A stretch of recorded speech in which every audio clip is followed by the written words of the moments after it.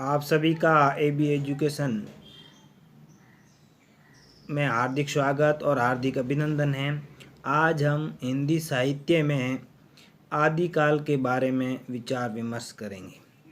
तो आदिकाल का समय 1000 ईस्वी से लेकर 1350 ईस्वी तक माना जाता है। हिंदी साहित्य के जन्म काल, शिशु काल और प्रारंभिक काल को ही आदिकाल कहा जाता है। डॉक्टर नगेंद्र के अनुसार भाषा की दृष्टि से जो अपभ्रंश का बढ़ावा देने वाला काल ही हिंदी साहित्य का आदिकाल माना गया है। सर्वप्रथम चंद्रधर शर्मा गुलेरी ने उत्तरी अपभ्रंश को पुरानी हिंदी के नाम से पुकारा था तथा डॉक्टर भोलाशंकर व्यास जी ने हिंदी के प्रारंभिक रूप को अवट माना था।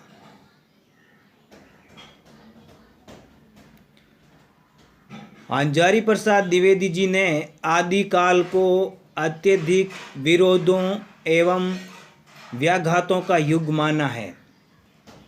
आचार्य रामचंद्र शुक्ल ने पुरानी हिंदी को प्राकृत भाष हिंदी की उपमा दी है।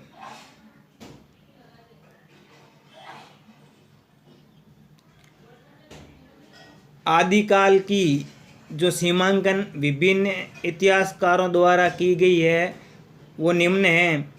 जॉर्ज इब्राहिम ग्रियर्सन ने आदिकाल की सीमा 743 ईस्वी से लेकर 1400 ईस्वी तक मानी है। मिस्र बिंदु ने आदिकाल की सीमा 743 ईस्वी से लेकर 1389 ईस्वी तक मानी है। राहुल संकृत्यायन ने आदिकाल को 760 ईस्वी से लेकर 1300 ईस्वी के मध्य माना है। रामचंद्र शुक्ल ने 993 ईस्वी से लेकर 1318 ईस्वी तक आदिकाल का काल माना है। डॉक्टर रमाशंकर शुक्ल जी ने 1000 ईस्वी से लेकर 1343 ईस्वी तक आदिकाल को माना है। अब आदिकाल का जो नामकरण है वो विभिन्न इतिहासकारों और साहित्यकारों द्वारा अलग अलग प्रदान किया गया है। आचार्य हजारी प्रसाद द्विवेदी जी ने आदिकाल का नाम आदिकाल ही माना है। वीर गाथा काल आचार्य रामचंद्र शुक्ल ने माना है। महावीर प्रसाद द्विवेदी ने आदिकाल को बीजोपन काल का है तो डॉक्टर राजकुमार वर्मा ने संधि और चारण काल की उपमा दी है। राहुल संकृत्यायन जी ने आदिकाल को सिद्ध और सामंत काल कहा है। मिस्र बिंदु ने आदिकाल को आरंभिक काल कहा है। डॉक्टर गणपति चंद्र गुप्त जी ने आदिकाल को प्रारंभिक काल या शून्य काल कहा है। विश्वनाथ प्रसाद मिश्र ने आदिकाल को वीर काल कहा है। डॉक्टर धीरेन्द्र वर्मा ने आदिकाल को अपभ्रंश काल कहा है। डॉक्टर चंद्रधर शर्मा गुलेरी जी ने भी आदिकाल को अपभ्रंश काल कहा है। जॉर्ज इब्राहिम ग्रियर्सन ने आदिकाल को चारण काल कहा है। डॉक्टर पृथ्वीनाथ कमल कुलश्रेष्ठ जी ने आदिकाल को अंधकार काल कहा है। डॉक्टर रमाशंकर शुक्ल जी ने आदिकाल को जय काव्य काल कहा है। राम खिलावन पांडे जी ने आदिकाल को संक्रमण काल कहा है। डॉक्टर हरीशचंद्र वर्मा जी ने भी आदिकाल को संक्रमण काल कहा है। मोहन अवस्थी जी ने आदिकाल को आधार काल कहा है। शंभुनाथ सिंह जी ने आदिकाल को प्राचीन काल कहा है। वसुदेव सिंह ने आदिकाल को उद्भव काल कहा है। राम प्रसाद मिश्र जी ने आदिकाल को सांक्रांतिक काल कहा है। शैलेश जेदी ने आदिकाल को आविर्भाव काल कहा है। हरीश जी ने आदिकाल को उत्तर अपभ्रंश काल कहा है। बच्चन सिंह जी ने आदिकाल को अपभ्रंश काल जातीय साहित्य का उदय माना है। और श्याम चंद्र दास जी ने आदिकाल को वीर काल या अपभ्रंश काल के नाम से विभूषित किया है। तो ये अलग अलग साहित्यकारों द्वारा आदिकाल का अलग अलग नामकरण किया गया था। आदिकाल की जो रचना थी मुख्यतः उसे दो शैलियों में माना गया है। एक तो डिंगल शैली और दूसरा है पिंगल शैली। डिंगल शैली है वो अपभ्रंश के साथ साथ राजस्थानी भाषा के शब्दों का प्रयोग किया जाता है, तो उसे डिंगल शैली कहते हैं। डिंगल शैली की विशेषता है ये कठोर और कर्कश शब्दावली से युक्त होती है। और पिंगल शैली जब अपभ्रंश के साथ में ब्रज भाषा के शब्दों का प्रयोग किया जाता है तो उसे पिंगल शैली कहा जाता है। और पिंगल शैली कोमलकांत पदावली का अधिक प्रयोग किया जाता है और इसकी जो विशेषता है वो कोमलकांत पदावली वाली है। आदिकाल की जो प्रमुख प्रवृत्तियां हैं उसके अंतर्गत जो वीर गाथात्मक रचनाएं हैं जिसे राष्ट्र साहित्य भी कहते हैं, धार्मिक रचनाओं में सिद्ध और जैन जिसमें रास कविताएं भी है, और श्रृंगारिकता के अंतर्गत विद्यापति की पदावली मानी जाती है।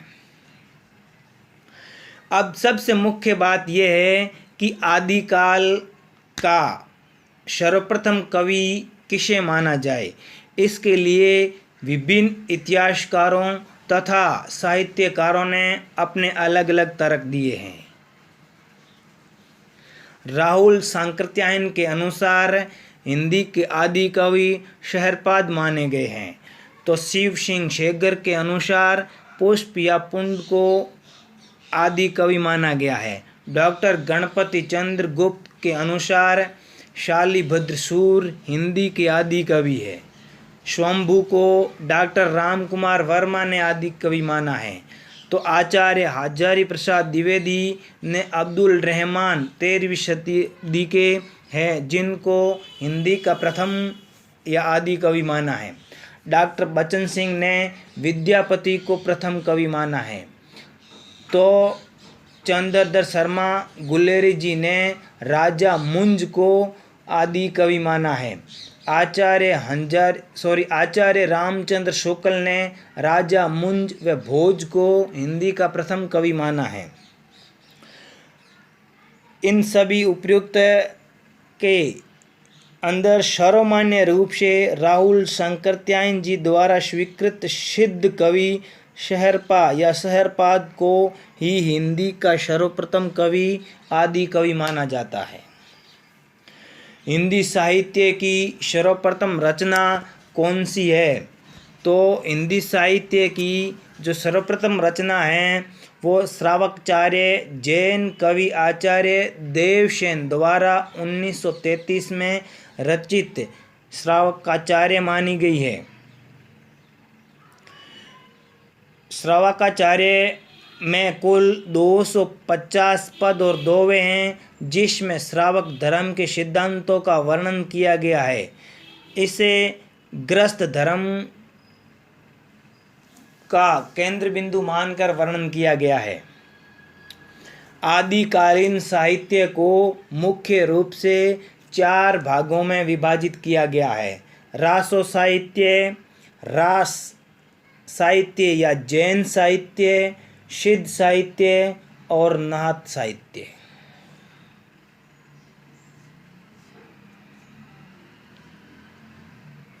तथा इसके अलावा कुछ ऐसी रचनाएं हैं जिनको इन चारों में नहीं सम्मिलित किया गया है। ऐसी रचनाओं को डॉक्टर नगेंद्र जी ने आदिकालीन स्वतंत्र साहित्य के नाम से पुकारा है।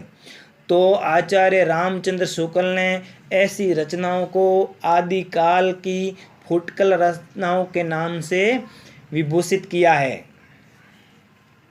एक बात ध्यान रखने योग्य है कि आचार्य रामचंद्र शुक्ल ने उपयुक्त चारों यानी कि रासो साहित्य, रास साहित्य या जैन साहित्य, सिद्ध साहित्य या नाथ साहित्य, इन चारों में से केवल रासो साहित्य को ही मूल साहित्य माना है, जबकि जैन साहित्य, सिद्ध साहित्य और नाथ साहित्य को मूल साहित्य न मानकर सांप्रदायिक शिक्षा मात्र माना है। लेकिन आचार्य हजारी प्रसाद द्विवेदी जी ने चारों यानी कि रासो साहित्य, रास साहित्य या जैन साहित्य, सिद्ध साहित्य या नाथ साहित्य, उपयुक्त चारों को ही आदिकाल में माना है। आप सभी से निवेदन है कि अभी तक आपने अगर AB एजुकेशन चैनल को सब्सक्राइब नहीं किया है तो आप ज़रूर सब्सक्राइब करें, यही आपका आशीर्वाद है। और अगले वीडियो में हम रासो साहित्य के बारे में वर्णन करेंगे, चर्चा करेंगे, विचार विमर्श करेंगे। आपका खूब खूब धन्यवाद।